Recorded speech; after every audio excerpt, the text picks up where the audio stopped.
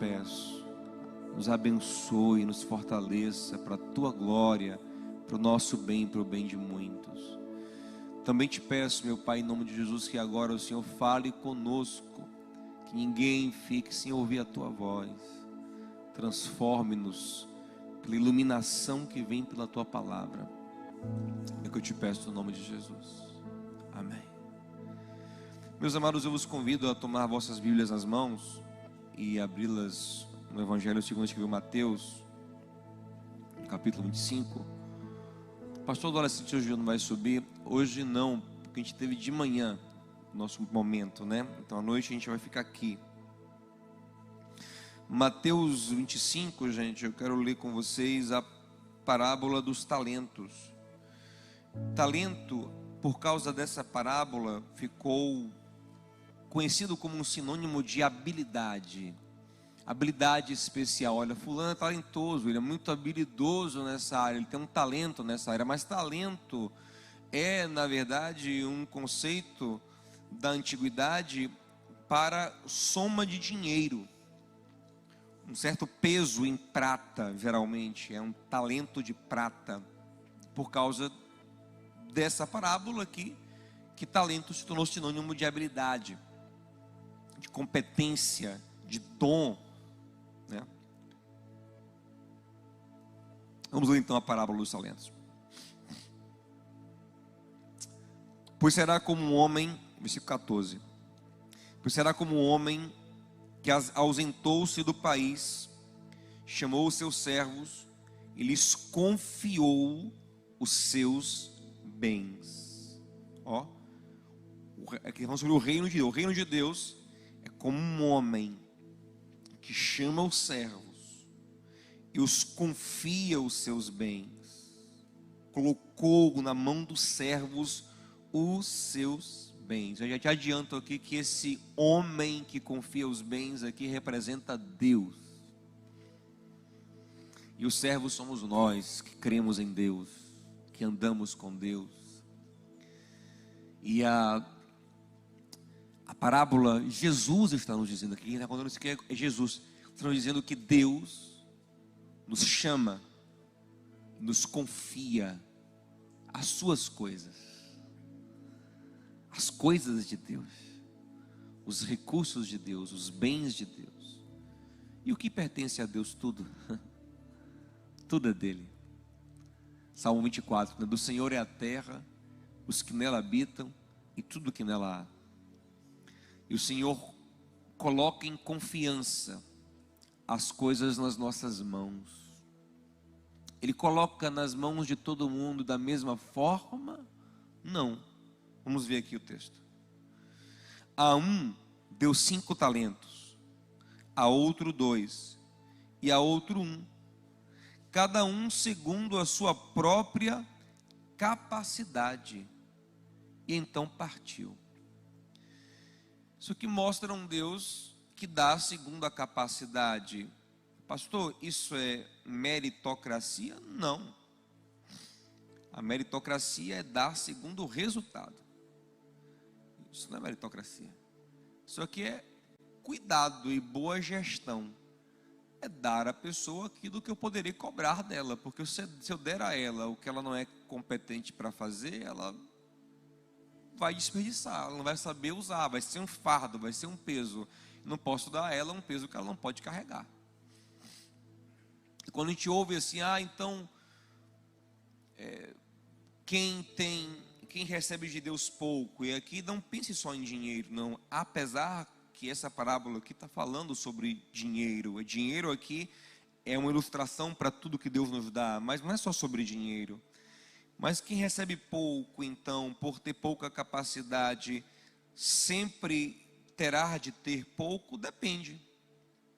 Se ele crescer em capacidade, da parte de Deus ele pode ter mais. Da parte do inimigo ele pode ter mais, mesmo sem capacidade. Na verdade, o que o inimigo quer é isso, é que você tenha sem capacidade para se complicar, para idolatrar, para fazer bobagem. Mas da parte de Deus, se tem mais capacidade, você pode ter mais. Tanto que no final da parábola, todos, exceto 2 dos 3, vão receber mais. Por quê? Porque cresceram em capacidade. crescendo em capacidade, eles podem ter mais. Entende? E a expressão do Senhor é: você foi fiel no pouco, sobre o muito te colocarei. Você amadureceu, você cresceu. É saber se nós podemos crescer. A minha pergunta é: será que você pode crescer? Eu quero crescer, eu quero mais. Será que vai ser bom para você o mais? Às vezes o mais é menos para a gente. Às vezes o mais é mais. Depende de cada pessoa. Asaf, por exemplo, disse: Senhor, não me faça rico, porque eu não tenho estrutura. Se eu ficar rico, eu desvio na hora. Também não me deixe pobre não, porque eu murmuro logo. Eu não sou bom crente pobre não. Eu quero ser classe média. Classe média eu sou uma benção. Está na Bíblia. Foi o que Asaf disse ao Senhor nos Salmos. Então, mas o ideal não é ser como Asaf. Asaf demonstra uma fé imatura. O ideal é ser como Paulo. Filipenses 4. Sei não ter nada, sei ter em abundância. Estou pronto para ser pobre e para ser rico. Posso todas as coisas naquele que me fortalece. Mas a pergunta é: você pode crescer? Você dá conta de crescer, de aumentar, de ter mais recurso, mais poder, mais influência? A gente quer isso, né? Mas será que você pode? Será que você não se destruiria e não destruiria outros crescendo? Só Deus sabe isso. Mas tem uma coisa que sinaliza se você pode ou não. É o que Deus mostra aqui. É a maneira como você lida com pouco. Quem é que pode ter mais? Quem lida bem com o que tem hoje. Se eu não lido bem com o que eu tenho hoje, como é que eu posso ter mais? Se eu não consigo administrar o pouco que me deram, se eu faço mal o pouco que eu tenho, como é que eu vou ter mais? Pastor, sabe que eu faço mal o pouco que eu tenho? Porque eu acho que é muito pouco, eu não me animo. Se fosse mais, eu me empolgava. Aí já mostra ingratidão, a gente vai chegar lá daqui a pouco. Aí você já tem um problema. Aí você já mostra que não pode ter mesmo, porque você acha que tem menos do que merece. Você é ingrato porque você não entende que você tem mais do que merece. Então você já tem um problema não com pouco, mas na natureza do seu ser ingrato, que não reconhece quem você é diante de Deus. Então, na verdade, aqui está a parábola. Vamos lá. Vamos ver como eles reagiram. O que recebera 5 talentos saiu imediatamente a negociar com ele. Saiu imediatamente a negociar com eles e ganhou outros 5. Do mesmo modo, o que recebera 2, outros 2. Mas o que recebera 1, saindo, abriu uma cova e escondeu o dinheiro do seu senhor. Gente, os 2 primeiros, eles saíram para, qual é o verbo aí? Saíram para o quê? Para negociar. O terceiro ele escondeu, ele botou debaixo da terra. Quem corre mais risco de perder? Quem está negociando ou quem está escondendo? Negociando. Quem está negociando arrisca muito mais. Quem investe pode perder tudo. Quem enterra não vai aumentar, mas também não vai perder. Quando o Senhor chega, de quem ele se agrada? Daquele que correu riscos ou daquele que escondeu? Do que correu riscos. Porque o que importa para Deus, presta atenção, o que importa para Deus não é tanto o resultado. O que importa para Deus é a nossa disposição de se esforçar para lhe agradar. A obrigação do crente é a obrigação de meio e não de resultado. Você lembra disso do direito? Pastor, eu não estudei direito. Quem estudou direito? Lembra desse? Acho que é uma coisa conhecida, né? A obrigação, por exemplo, do médico, geralmente de meio. Ele não pode garantir que vai salvar a sua vida. Ele garante que vai se esforçar para. Né? Você pode morrer e mesmo assim tem que pagar ele. Porque ele não pode garantir que vai te salvar. Ele tem que garantir que ele vai se esforçar, que ele vai ser prudente, que ele é perito para isso, que ele não vai ser negligente, né? Ele vai dar o melhor dele. Agora, a obrigação de um transportador é de meio, tipo assim, ó, eu vou tentar levar a sua encomenda. Não, ela tem que garantir que vai entregar de resultado. Deus não nos pede obrigações de resultado. Procura na Bíblia. Em nenhum lugar Deus nos obriga a entregar resultado nenhum. Porque Deus quer que a gente se esforce, que a gente tente, até porque o resultado vem dele. Paulo diz: eu plantei, Apolo regou, mas é Deus quem dá o crescimento. Então você só tem que fazer, e você faz confiando nele, amém? Você faz crendo nele.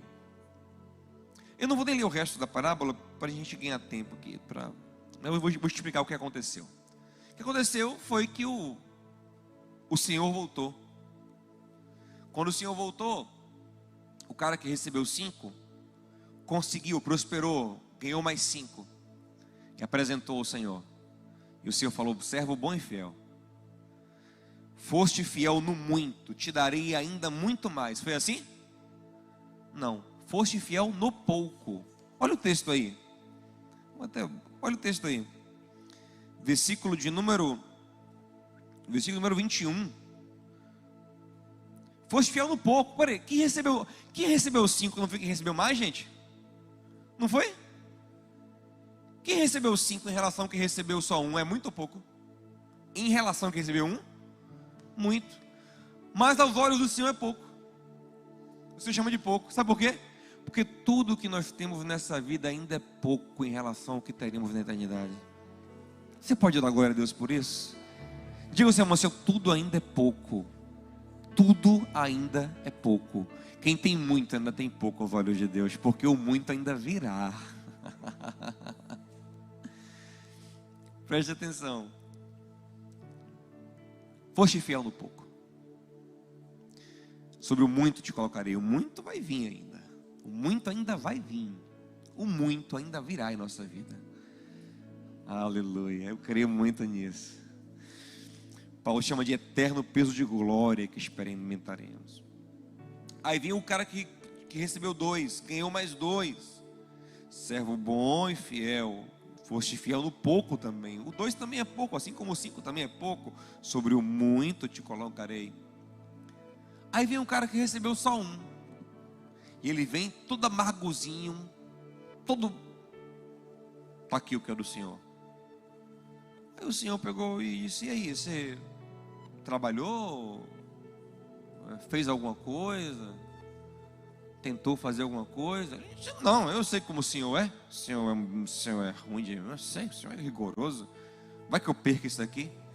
Nada, enterrei para não ter problema. Se você não quer, toma aqui. O Senhor falou: mas rapaz, você nem... Olha, se você não tinha coragem de negociar, no mínimo colocasse no banco que rendia alguma coisa.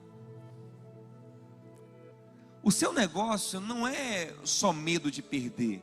O seu negócio é não me amar, não querer me agradar e não se esforçar para cuidar do que é meu de verdade. Você entende? Porque se o Senhor colocasse no banco, ainda que não rendesse o dobro como dos outros, não rendesse, se desse 100% como dos outros, que rendesse, está rendendo quanto a poupança agora, gente? 0,5%. Ainda que rendesse o 0,5%, você falou: beleza, pelo menos você, se preocupou em me agradar. Mas não. Você lidou, na verdade, com o que eu lhe dei, você lidou com o que eu lhe dei como um fardo e não como uma bênção. Você foi amargo e nunca foi grato. Você nunca reconheceu a bênção de me servir. Você não criou expectativa de me agradar. Você não criou expectativa do reencontro. Porque você nunca reconheceu o privilégio de receber o que eu te dei. Talvez ficou amargo porque recebeu só 1. Mas olha porque eu te dei só 1. Porque você não tem capacidade de ter mais. Porque você é assim. Quem sabe se nesse pouco que você tivesse recebido, você tivesse se esforçado um pouco, eu te daria um pouco mais agora. E vê que essa parábola é uma das minhas preferidas, porque isso é um retrato perfeito de como Deus age conosco. Um Deus que é dono de tudo e que deposita nas nossas mãos não só recursos materiais, mas recursos emocionais, recursos espirituais, recursos relacionais, vida tempo, oportunidade. Deixa eu te falar uma coisa. O que você precisa para cumprir a sua missão já está na sua vida hoje. Você acredita nisso? Porque Deus não cobrará de nós aquilo que Ele não nos deu antes. É assim que funciona o mundo espiritual. Eu gosto muito de 2 Reis capítulo 4, porque tem uma viúva que vai bater na porta de Eliseu. E ela bate na porta de Eliseu e fala: estou com fome, meu marido era profeta, você conhece, e eu estou com dívida, e os credores estão indo lá em casa e querem levar meus filhos escravos para pagar a dívida. Isso era comum na antiguidade. Me ajuda. Olha a pergunta de Eliseu: o que é que você tem em casa? Eliseu, conhecedor de Yahvé, sabe que o que ela precisa começa com o que ela já tem. O que você tem? A pergunta do Senhor para você: você está com problema, é? Ei, está com problema? O que você tem? Ela fala: tem um pouquinho de farinha, um pouquinho de azeite. É com isso que Deus vai agir na sua vida. Um pouquinho de, no caso, ela tinha azeite só, né? Pega as vasilhas. Farinha e azeite foi a de Elias, 1 Reis 17. Ele chega na cidade, pede comida a ela, fala: não tenho comida nenhuma, tem um pouquinho de farinha, tem um pouquinho de azeite. Ele fala: é isso aí mesmo, Deus me mandou aqui para você me sustentar, e é com o que você tem que Deus vai começar a fazer a obra. Moisés fala: Senhor, eu não tenho condições alguma de cumprir o que o Senhor quer. O Senhor está equivocado, chama outro. Não sei fazer nada, não tenho condição nenhuma, chama outro. Não tenho, como é que eu vou lá enfrentar os egípcios? E olha qual é a pergunta do Senhor: o que é isso na sua mão? Que coisa maravilhosa. O cara está aqui: o Senhor, como? Ele aqui, ó, com a varinha para o pastor dele assim, ó: Senhor, como o Senhor? Aí. Senhor, como? Aí aonde? Sua mão. Isso aqui? É. Isso aí que eu vou usar. Deus hoje fala para você, meu irmão: é isso aí que eu vou usar. Você tem que começar a abrir o olho, a reconhecer o que Deus te deu, a glorificar pelo que Deus te deu, ainda que pareça muito pouco e simples, é o que Ele te deu. Trabalha com isso, investe isso, negocia com isso, vai para cima com isso, crê no Senhor. Jesus tinha uma multidão para poder alimentar. Ele falou: quem tem o que aí para... Primeiro Filipe falou: Senhor, se tivesse 200 denários, é muito dinheiro. A gente não comprava pão para cada um comer um pedaço. Aquela agonia, ninguém sabia para onde ir. O Senhor falou: o que tem? O que tem? Não quero saber o que não, tem que saber o que tem. Tem um menino aqui com 5 pães e 2 peixinhos. Traga. Ele pegou aquele pouquinho e não ficou olhando para o que não tinha. Inclusive disseram assim: o que é isso para tanta gente? Em João 6, o que é isso para tanta gente? Ele fala: não importa, me dá aqui. Levantou para o céu, deu: pai, é isso aqui, né, que tem. Então é com isso aqui que a gente vai trabalhar. Ele deu graças. Ele agradeceu, porque ele entendeu que se o que chegou nas suas mãos era daquilo que ele precisava, era a partir dali que ele ia trabalhar, era o que o Senhor lhe concedeu. E graças a Deus, que poderia não me dar nada, mas escolheu me dar alguma coisa. Ele não tinha a obrigação de me dar nada, mas botou na minha mão alguma coisa, e com isso eu vou glorificar a Ele. E não sei nem o que vai acontecer, mas sei que algo vai acontecer. E sei que Ele não me cobra um resultado, então não tenho o que temer. E eu sei que Ele colocou nas minhas mãos o que Ele crê que me compete. Amém, gente? Eu não estou correndo atrás de tomar o que é do outro, mas de fazer o que Ele me deu. Ele colocou na mão de cada um o talento segundo a sua competência. Se Ele mesmo disse que eu sou competente e eu falhar, a culpa não é minha, dele, que acreditou na minha competência. Cabe a mim fazer meu melhor. Mas Ele não falha. Se Ele crê que eu tenho competência, é porque eu tenho. Porque Ele sabe, na verdade, mais do que eu mesmo. Então o que é que eu preciso? Eu preciso ser grato e perceber a bênção de ser quem eu sou, de ter o que eu tenho. A bênção de ter o que eu tenho. Pegar isso, levantar aos céus, agradecer e trabalhar.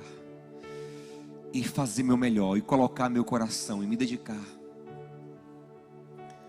Davi não quis usar a armadura de Saul, porque ele nunca tinha usado aquilo, não era dele.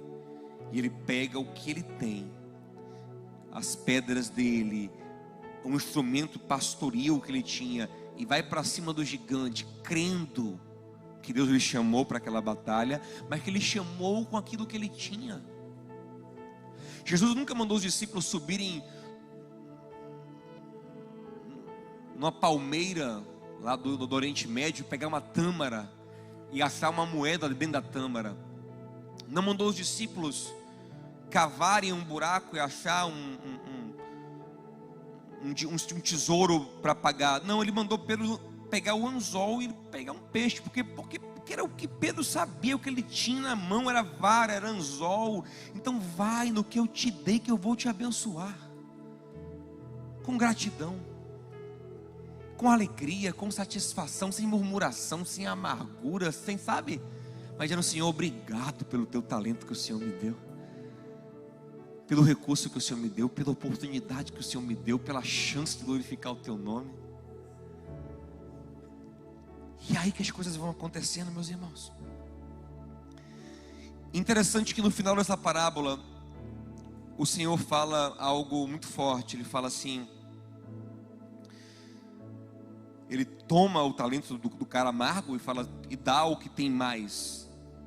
Aí fala uma frase que até parece injusta, porque ele fala assim, ó: a quem tem, mais lhe será dado, mas a quem não tem, até o que tem lhe será tirado. Agora eu pergunto, isso é justo? No mundo de desigualdades, você pegar de quem não tem e dar para quem tem, geralmente você pega de quem tem e dá para quem não tem, mas você pega de quem não tem e dá para quem tem, não é um negócio perverso, não é? Poxa. Mas na verdade tem que entender o que está falando aqui, porque na verdade todo mundo tem. O que não tem aqui é aquele que tem, mas vive como se não tivesse, porque ele é grato, ele é amargo, ele não se dedica, ele não coloca o coração, então ele não reconhece o que tem. Então eu até traduziria essa fala assim, ó: quem tem, mas vive como se não tivesse, até o que tem perderá. Quem tem, mas vive como se não tivesse, então não terá, deixará de ter. E aí minha pergunta para você nessa noite é: você tem ou não tem? Você tem ou não tem? Você tem? Tem na sua vida forças, recurso, propósito, talento, graças, bênçãos? Você tem ou não tem? Então, se você tem, viva como quem tem. Viva com alegria, viva com gratidão, viva se entregando, viva como quem tem. Não pare de viver como quem não tem. Pare de se portar como quem não tem, ou pare de se importar como quem tem o que não quer ter, ou como quem tem algo dado por um senhor perverso, que é o que o cara falou: não, o senhor é perverso, o senhor colhe onde não plantou. Pare de se portar assim. Mas saiba que você tem, e você tem algo dado por aquele que é maravilhoso, e que nem cobra de você resultado, ele só cobra de você dedicação, e ele mesmo garante o resultado, porque ele mesmo atesta a competência, porque ele mesmo te faz competente. Isso é maravilhoso demais. Eu só preciso reconhecer que tenho. Porque se eu não reconheço o que tenho, minha vida definha. Porque o que eu tenho fica esvaziado na minha vida. O que eu tenho fica sem significado. O que eu tenho é um peso, é um fardo. E eu sou o tipo de pessoa que eu não aguento ver ninguém com alguma coisa que eu dei reclamando. A minha vontade de tomar. Tá ruim, meu filho? Então entrega. Não aguento. Eu sou esse tipo de líder, talvez eu até exagerado nesse sentido, mas se qualquer liderado meu falar: tá um fardo, meu filho, entrega, minha. Quero ninguém achando que é fardo. Eu quero você se sentindo privilegiado de servir, de fazer, de amar, de construir. Se está achando que é ruim, não. Eu estou aqui para ser bênção, não para ser fardo na sua vida. Você entende? Se eu, com meu coração imperfeito, sinto isso, e às vezes eu posso até impor fardo a alguém, mesmo sem querer, imagina aquele que é maravilhoso. Quando olha para a gente, vê a gente amargo, infeliz, murmurando, como se Ele colocasse coisas ruins em nossas vidas. Não, irmão. Só temos uma coisa do que nos queixar: dos nossos próprios pecados. Porque o resto é bênção, ainda que disfarçada, ainda que tenha que ser descascada pelo nosso trabalho, mas é bênção. O abacaxi é bênção, mas tem que descascar ele. Não é verdade? A jaca é bênção, mas você tem que ir lá buscar ela no pé. Não é tão fácil não. Não é verdade? E a gente vai percebendo as bênçãos de Deus, ainda que trabalhosas. E até o trabalho é importante. Amém, gente? O trabalho é importante. O trabalhar para fazer acontecer a coisa é a maneira com que nós nos dignificamos no processo, aprendemos, valorizamos o processo.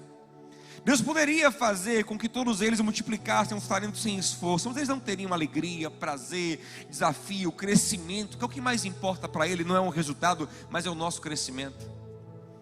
O grande propósito de Deus é nos fazer perfeitos como Jesus, nos aperfeiçoar em Jesus, nos fazer crescer para a glória dEle. Por isso o trabalho é importante.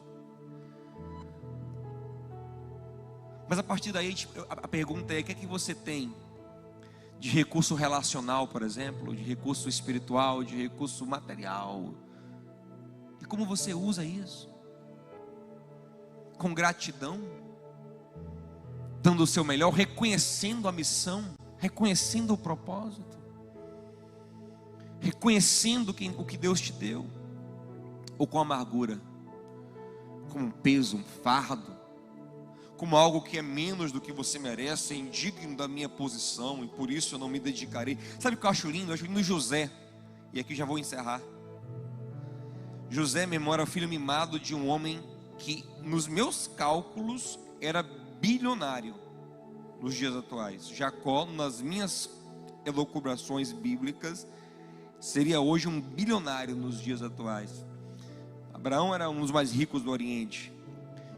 Isaac pegou tudo de Abraão e ainda prosperou muito mais, né? Jacó é dessa família, e ainda que não tenha ficado tanto com a herança de Isaac, que foi mais para Esaú, o texto fala que ele prospera tanto que não precisa de nada. Então ele é tão rico quanto, talvez, é na casa do bilhão. Então pensa você ser o filho predileto de um bilionário. Como é que vive essa pessoa? José, de menino mimado do bilionário, num dia, no outro dia acorda escravo. Sabe o que ele entendeu? Que Deus lhe permitiu estar ali. Sabe o que ele fez? Foi o melhor escravo da casa de Potifar. O cara limpava o pinico tão bem, porque escravos começam de baixo, e os mais baixos fazem as piores coisas. Ele limpava tão bem o pinico, que esse cara limpa o pinico bem, viu? Vai limpar a mesa agora. Limpa a mesa bem, viu? Vai arrumar a cama agora. Arruma a cama bem, viu? Ele vai daqui a pouco ele virou o mordomo principal da casa de um cara que tinha muitos escravos. Por quê? Porque ele nunca achou que aquilo era indigno dele. Se Deus me colocou aqui, eu vou fazer o meu melhor. É mais do que eu mereço. Ele é o dono de tudo. Ele sabe do que eu preciso. Ele sabe quais são os processos que eu preciso viver. Glória a Ele para sempre. Ele não tem obrigação de me dar nada. Ah, não, eu sou o José, filho de Jacó. Você é porque eu te fiz ser. Se eu não quiser, você também não é. Você entende isso? Tudo que você é por Deus. Ah, mas eu tenho, quem te deu? É igual Jó. Jó está lá. Jó era ricão, outro bilionário, e agora está pobre. E está a mulher dele assim, ó: vai ficar quieto, é? Vai ficar assim, conformado, é? Não vai estourar não, amaldiçoa Deus, rapaz. Amargura aí, chuta o pau da barraca, vai, Jó. Ô Jó, eu falo assim: vem cá, mulher, qual é o caso? Não, porque Deus tirou tudo. Mas vem cá, mas quem foi que deu? Deus deu. Eu não tinha? Eu tinha porque Deus me deu. O que deu pode tomar. Dele, por Ele e para Ele são todas as coisas. Para para de achar que é seu, que você tem, que é sua posição, que ninguém pode tocar. Para, meu irmão, para com isso. Tudo que você tem é Deus quem te dá. Salomão, com todo o seu poder, falou: se o Senhor não edificar a casa, em vão trabalha quem edifica. Salmo 127 é dele. Se o Senhor não guardar a cidade, em vão vigia os guardas. É inútil trabalhar muito, acordar de manhã cedo, dormir tarde, comer o pão com dor. O Senhor, quando quer, dá aos seus amados até quando eles dormem. Então é tudo dele. E se ele me coloca numa situação aqui, eu entendo que ele me colocou aqui, não fica, isso aqui não, se ele me colocou aqui, aqui que eu vou frutificar, é aqui que eu vou honrar a ele, eu vou amar, eu vou glorificar a ele. Filipenses 2:5, Paulo diz: tende no vosso coração o mesmo sentimento que houve em Jesus, que sendo Deus, não se apegou à sua divindade, mas se esvaziou e tomou forma humana, e sendo homem, foi servo dos homens, se humilhou até a morte, morte de cruz, que é uma morte vergonhosa. Não, isso não é digno de mim, eu sou filho de Deus. Não, se o meu cálice é esse, eu vou beber. Se a minha missão é essa, eu vou beber. Se a minha cruz é essa, eu vou carregar. E como ele foi fiel nesse pouco, então o pai disse: foste fiel no pouco, sobre o muito eu te colocarei. Então Paulo diz: por isso Deus lhe deu o nome que está acima de todo nome. Você entende? E ele vivia agradecendo. Imagina, o dono de tudo agradecendo porque tem 5 pães e 2 peixinhos na mão. O dono de tudo agradecendo ao Pai porque Ele ouve. O dono de tudo dando graças em cada momento. O dono de tudo, sabe, pedindo casa emprestada como Ele pediu, pedindo jumento emprestado como Ele pediu. Não tinha jumento. Hoje, ele, né, em Jerusalém, talvez em Cafarnaum ele tivesse até uma casa, isso é polêmico. Mas em Jerusalém ele não tinha casa, que era o lugar mais importante. Não tinha veículo, andava a pé. Pedindo veículo emprestado, pedindo casa emprestada para fazer a Páscoa. Imagina aí que humildade. Mas ele entende. Ele diz: o filho do homem não tem onde repousar a cabeça. Ele não está triste com isso, porque ele entende que é o lugar que ele tem que dar o melhor naquele lugar, dar o melhor. Nesse momento eu vou viver de coisas emprestadas, e não tem problema. Sendo eu o dono de tudo, tomarei emprestado. Isso não afeta quem eu sou, porque quem eu sou, a minha grande identidade não está naquilo que está na minha mão, mas naquilo que é dito a meu respeito sobre o meu pai. E o pai disse a ele: esse é meu filho amado, em quem minha alma tem prazer. Acabou.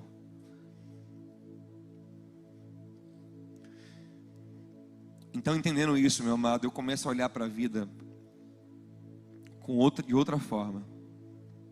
Eu começo a, em todas as coisas, pensar: meu Deus, o que eu estou fazendo com o que está nas minhas mãos, na minha vida, meu tempo, meus recursos, meus talentos, meus relacionamentos.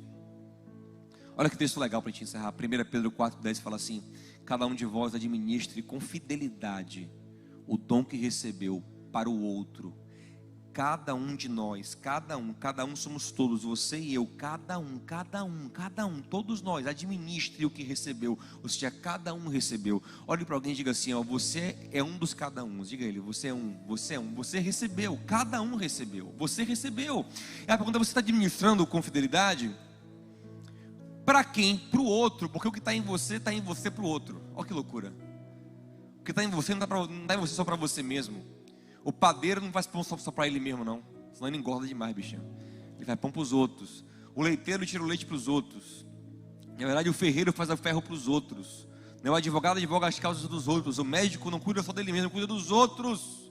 O que Deus te deu para os outros. E a pergunta é: quanto que você está servindo a partir do que você tem? Quando você está enterrando, acumulando, amargo, ingrato, achando que é indigno de você aquilo? Se você estivesse talvez servindo, já teria crescido. Mas não serve. Enterra. É amargo.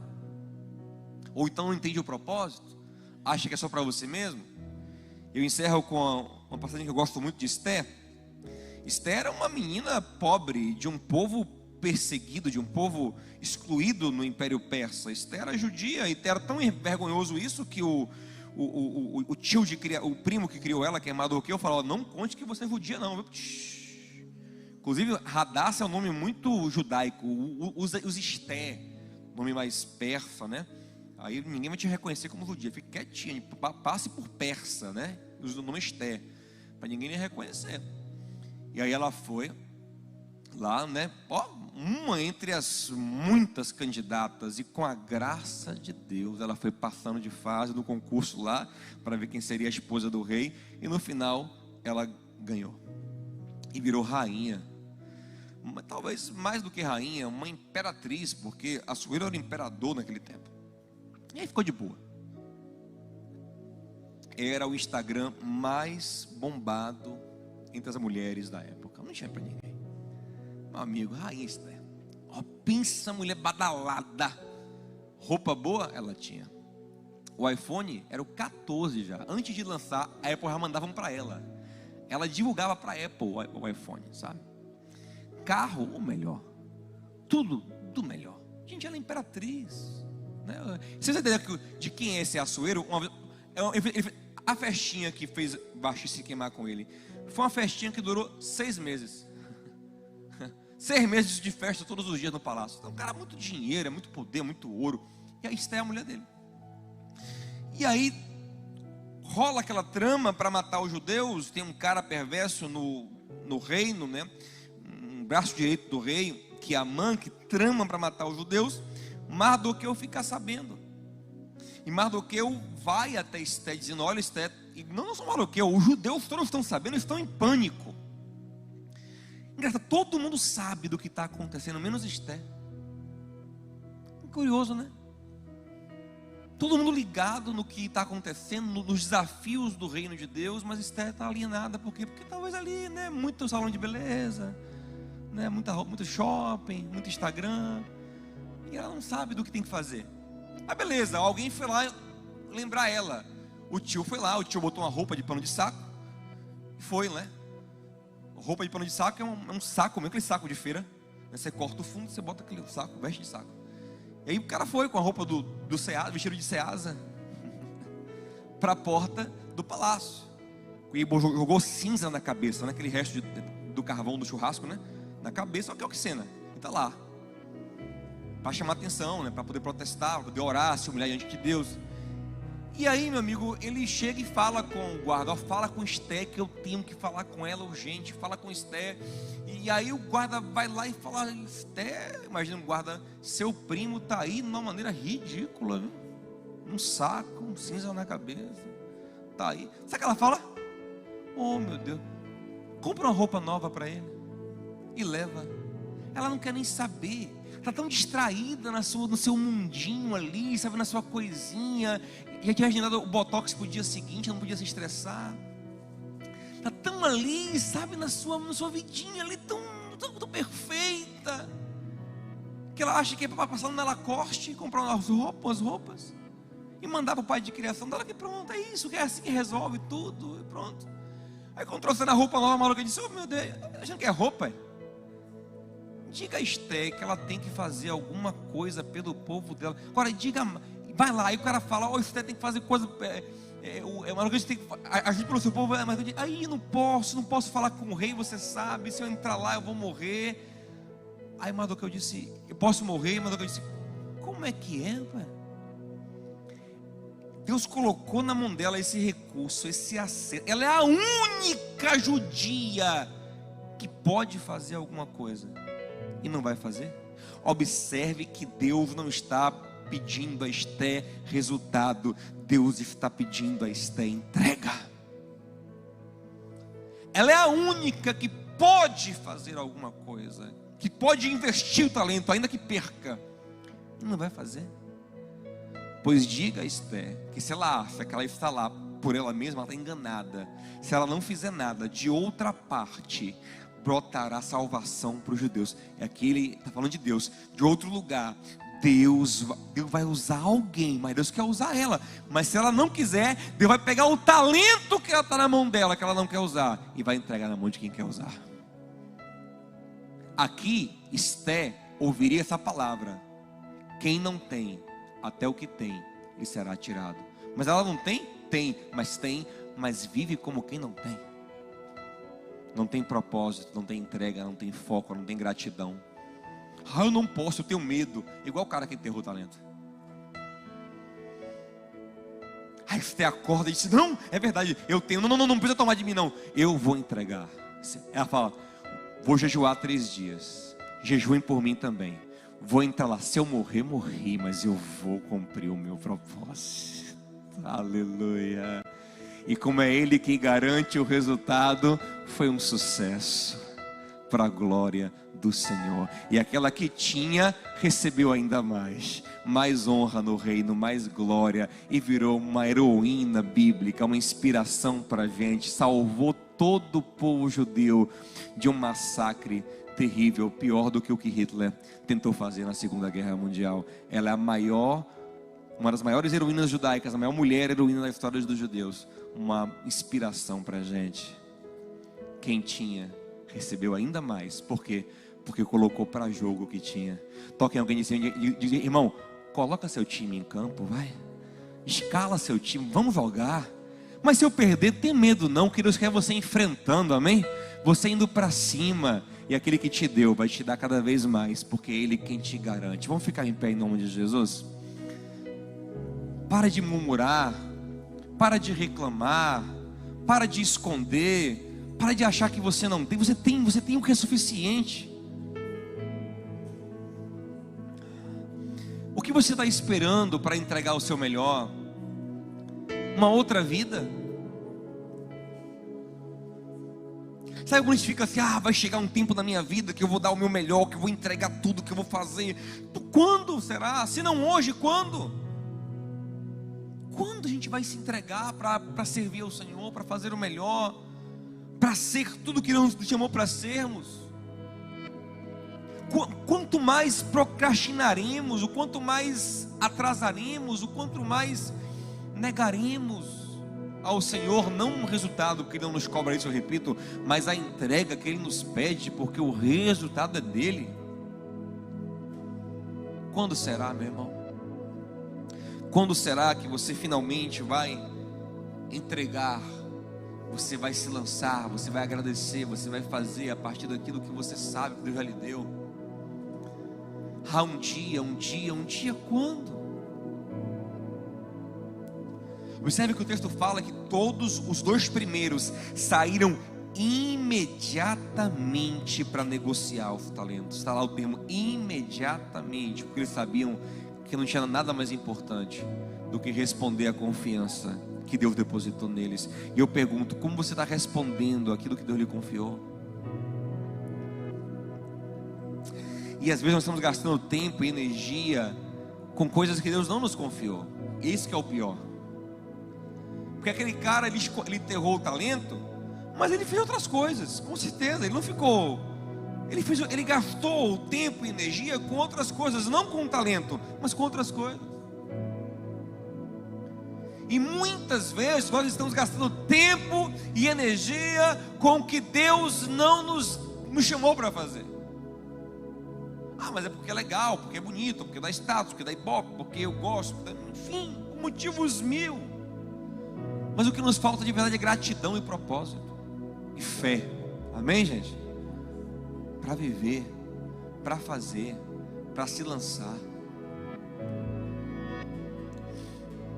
Eu não sei o que Deus vai fazer, eu sei que Ele conta comigo.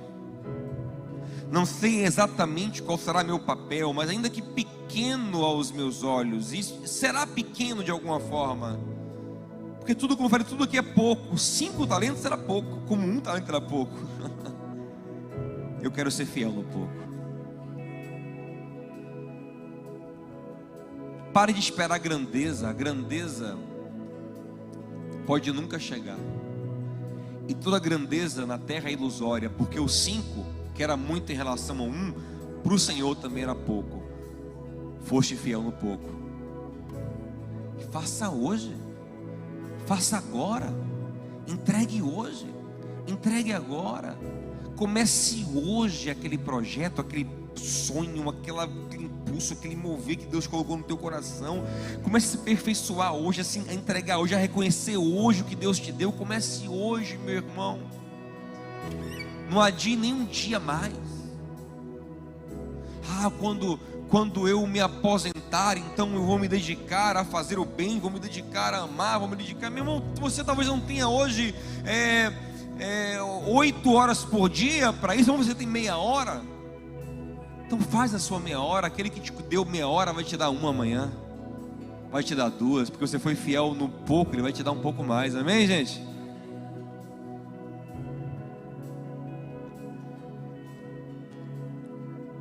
Lembra quando você se converteu? Se lembra? Se apaixonou por Jesus? A gente tem sonhos, a gente tem vontade, tem desejo de falar dele, de edificar o reino, de amar, de acolher, de fazer a vontade dele na terra, né? Daqui a pouco a gente vai se amargurando no caminho, a gente vai enterrando as coisas. Paulo diz: Timóteo, desperta o dom que há em ti e dedica-se inteiramente a estas coisas, para que todos vejam o teu progresso. Ou seja, reconhece o que Deus te deu de novo, sabe? O que Ele já vem te dando, e faz, e ama, e entrega. Entrega na sua família, entrega no seu casamento, entrega para os seus filhos, entrega para os seus pais. Um dia chegará lá em casa, eu serei a pessoa que ora em casa, que faz culto doméstico. Quando você será essa pessoa? Quando você cuidará? Quando você será o ministro de Deus que Deus chamou para ser? Quando? Cada dia que passa de talento enterrado é um dia de prejuízo para o reino de Deus. Porque aquele que te confiou para você trabalhar, multiplicar, investir, ainda que com o risco de perder, para que você faça alguma coisa. Comece a reconhecer que você tem agora. Fala assim: hoje, comece a agradecer pelo que você tem, pelas relações que você tem, pelos recursos que você tem, pelos dons que você tem, pelos talentos que você tem, pelas pessoas que você tem na sua vida. Comece a agradecer agora. Porque dele